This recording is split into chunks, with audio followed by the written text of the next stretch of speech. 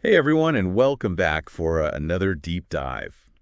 Today we're looking at something that's making headlines, and honestly, it's really important for UPSC aspirants getting ready for mains and prelims. It's U.S.-Ukraine relations, and things have been, they've gotten pretty tense recently. Yeah, no Sure. kidding. There's been a ton of diplomatic back and forth, and we've got some articles detailing the latest. And yeah, it's gotten a little messy. It's a bit of a roller coaster for sure. Yeah. So picture this, right? A very public clash between world leaders playing out on the global stage. Oh, yeah. That's exactly what happened between the U.S. and Ukraine, and that's where we're starting our deep dive today, with that explosive Oval Office meeting. Right. And you know what's really fascinating about this whole thing is how this very public disagreement, it feeds into the larger geopolitical game. It's not just a war of words. It impacts the power dynamics between these countries, especially with Russia kind of lurking in the background. That's exactly. So President Trump publicly criticizing Zelensky at the White House. That wasn't just a disagreement behind closed doors. This was broadcast for the whole world to see. Exactly. And that's the thing to remember, especially for our UPSC folks. This wasn't just a private conversation. It was a calculated move, a signal sent loud and clear to everyone, especially Moscow. I mean, think about it. Less U.S. aid to Ukraine could mean less pressure on Russian troops, and that gives Putin more room to maneuver. And speaking of Putin, you won't believe this. Just days before this whole Oval Office drama went down, the U.S. actually voted against a UN resolution demanding Russia withdraw from Ukraine.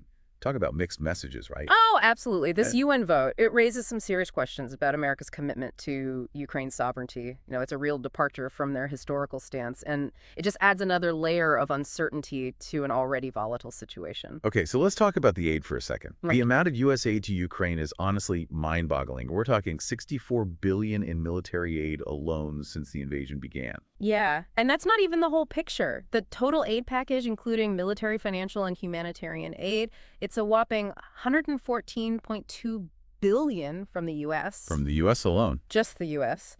And it's important to remember where this data is coming from. This is from the Kiel Institute, a really reputable German research organization. They've been tracking this very carefully, and it shows just how invested the West is in supporting Ukraine. But this brings up an interesting question for all of you listening. Is financial aid enough to actually counter Russia's influence? That's a great question. And to add to that, Europe has actually contributed even more than the U.S., around $132.3 billion. Wow, that's a lot. Yeah, so it really makes you think about the impact of all this aid and if there are more effective ways to approach this incredibly complex situation. Right. It really highlights the different ways of thinking about international aid. Is it simply about providing financial support, or does it require a more thought-out strategy, one that takes into account long-term security and stability? Exactly. So let's go back to that UN vote for a minute. 93 countries supported the resolution, but 18 oppose it, including the U.S., Russia, and some of Russia's allies. And then another 65 countries abstain. It's a pretty mixed bag, and it definitely sends some mixed signals. It is, and it's especially interesting because historically the U.S. has been a really strong advocate for Ukraine's sovereignty. But this vote, it breaks from that pattern. It adds another layer of complexity to this whole thing. What are the motivations behind this shift? What does it tell us about U.S. foreign policy? Those are some questions worth thinking about. Definitely. So now imagine you're Zelensky, right? Stuck in the middle of this geopolitical tug of war. Oh, man. He's acknowledging that fighting Russia without U.S. support will be incredibly difficult. His position is definitely precarious. He's got to find that balance between acknowledging U.S. support and asserting Ukraine's independence and their resolve to stand up to Russian aggression. It's a tough balancing act on the world stage. And yet he's still expressing optimism. He seems confident that this relationship with the U.S. can be repaired. Do you think that's realistic? Or is it more of a strategic move to project strength and stability?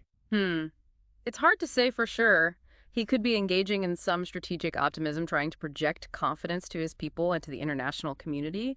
But whether that actually leads to concrete action from the U.S., that remains to be seen. What do you think, listeners? Could this be a turning point for Ukraine? Or are they facing an uphill battle? Let us know your thoughts in the comments.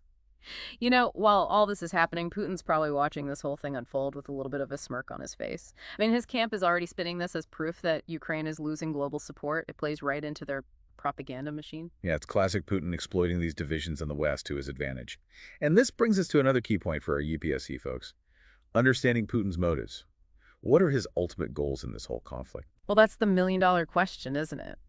Analysts have been trying to figure that out for years, but based on, his actions, his rhetoric, it seems pretty clear that he wants a neutralized Ukraine, a weakened Ukrainian military, and to stop NATO expansion in its tracks. And this whole diplomatic mess, it plays right into his hands. It furthers his objectives on all those fronts. So it's not just about territory then. It's about power, influence, and control over the future of the region. Exactly. And speaking of territory, let's dive into those land disputes at the heart of all this.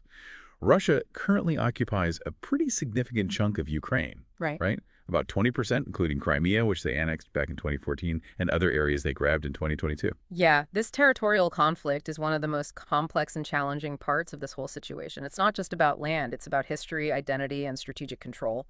Resolving this issue is going to take a lot of effort and compromise from all sides. For sure. And Zelensky has said he wants to restore Ukraine's 1991 borders. He's even hinted at a possible land swap with Russia. Oh, well. Which raises the question, what exactly does a land swap entail? And how could that impact the geopolitical landscape? Well, a land swap basically means exchanging territories between two countries. Yeah. To settle a border dispute or achieve some strategic objectives. It's a complicated process. It involves negotiations, legal frameworks, and often relocating It populations. sounds like a logistical nightmare. Yeah, it can be. And to make things even more complicated, Putin flat out rejected Zelensky's proposal, Of course he did. which really emphasizes just how deep these disagreements run and the long road ahead for any kind of resolution. It also highlights another layer of complexity for our UPSC listeners, the different approaches the U.S. and Europe are taking in dealing with this conflict. Right. The U.S. seems to be pushing for an immediate ceasefire, prioritizing a quick de-escalation. While European leaders are saying, no, no, no, we need strong security guarantees for Ukraine to prevent future Russian aggression. It's like they're reading from different scripts. Yeah, it's a real difference in approach. It reflects a broader debate in the West about how to deal with Russia. The U.S. seems focused on containment and immediate de-escalation, but Europe, they're prioritizing long-term security and deterrence. So the UK, for example, is pushing hard for U.S. security guarantees for Ukraine. They see it as crucial for deterring Russia. But the U.S. seems more interested in an economic deal instead. It's a real disconnect. It weakens the overall Western response and sends mixed signals to both Ukraine and Russia. And let's not forget the public humiliation Zelensky faced during that Oval Office meeting. It wasn't just about disagreeing on policy. It was a spectacle that played right into the Kremlin's propaganda. Oh, absolutely. This incident really shows how important perception and power dynamics are on the world stage. Publicly dressing down a leader like Zelensky, it doesn't just undermine his standing, it sends a message of disunity within the West, and that's something Russia can definitely use to its advantage. It's a clear example of how personal interactions between leaders can have huge consequences. They can impact international relations and even change the course of global events. What's interesting here is how this goes beyond the policy debates. It reveals the human element in all of this. It's about pride, respect, and the psychological impact of public perception. I agree. And for our UPSC aspirants, this shows how important it is to analyze not just the hard facts, but also the softer aspects of diplomacy and international relations, things like personal relationships, public image, and even emotional intelligence. They all play a role in shaping global events. It's a good reminder that even in geopolitics, it's often the human factor that tips the scales. So let's shift our focus to another crucial aspect of this conflict, Europe. Could this breakdown in U.S.-Ukraine relations actually push Europe to take a more assertive leadership role in resolving this conflict? It's a fascinating question, especially considering Europe's already invested so much in aiding Ukraine. It is. It's a really interesting possibility. Could this be what finally leads to a more independent and decisive European foreign policy? Could we see a shift in global power dynamics, with Europe stepping up to fill the void left by a perceived U.S. retreat? Yeah, it's a scenario we should definitely be thinking about, especially for those of you getting ready for your UPSC exams. How could a shift in power dynamics like this impact global alliances? And what about the future of international relations?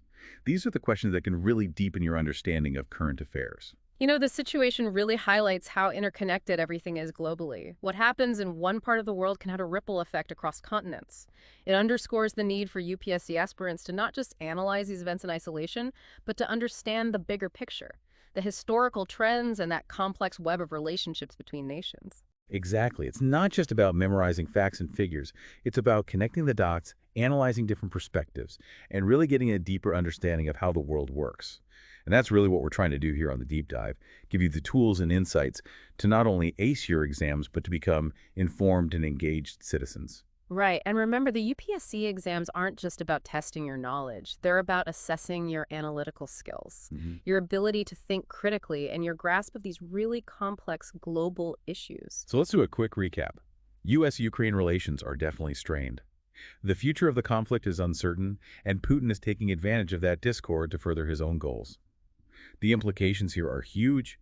They impact global power dynamics, alliances, and the future of Europe's role on the world stage. We've covered a lot of ground today. The diplomatic clashes, the financial aid that's fueling the conflict, the human cost of this war, and the strategic moves by these global powers. It's a lot to take in, but hopefully this deep dive has given you a clearer understanding of this complex situation and some food for thought as you continue your UPSC journey. And remember, this is just a snapshot of a situation that's constantly evolving.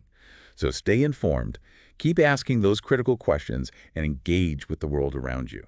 Oh, and don't forget to like this episode if you found it helpful. Subscribe to our channel for more in-depth analyses and leave your thoughts and questions in the comments below. We always love to hear from you. And as always, a big thank you to NDTV for their great reporting. Their coverage gives us so much valuable context for understanding this conflict and other important current events. So keep learning, keep analyzing, and best of luck with your UPSC preparations. Until next time. We'll see you on the next deep dive.